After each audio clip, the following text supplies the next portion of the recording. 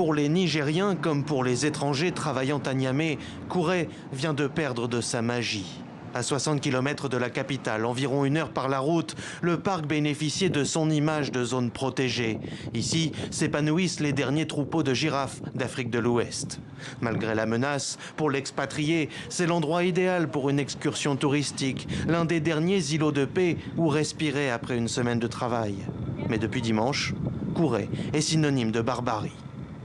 Ça veut dire que ces terroristes-là se promènent allègrement dans toute cette bande sahélo-saharienne et ils peuvent commettre aussi d'autres actes. Donc on est très inquiet. On se demande même si Niamey est vraiment à l'abri de ces attaques terroristes.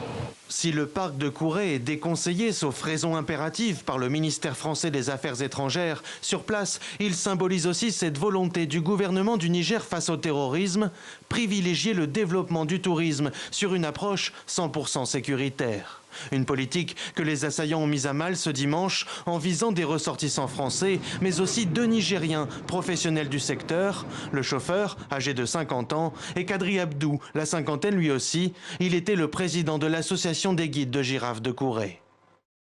L'attaque de ce parc est un crime non seulement du point de vue sécuritaire, mais aussi contre l'hôtellerie, le tourisme et le développement des États. Aujourd'hui, c'est fini parce que beaucoup des expatriés, beaucoup des gens vont visiter ces dernières girafes de l'Afrique de l'Ouest.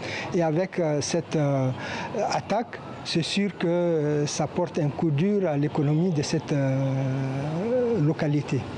À Kouré, l'atmosphère glacée qui règne depuis l'attaque rappelle au Niger la terrible réalité. Aucune zone n'est épargnée.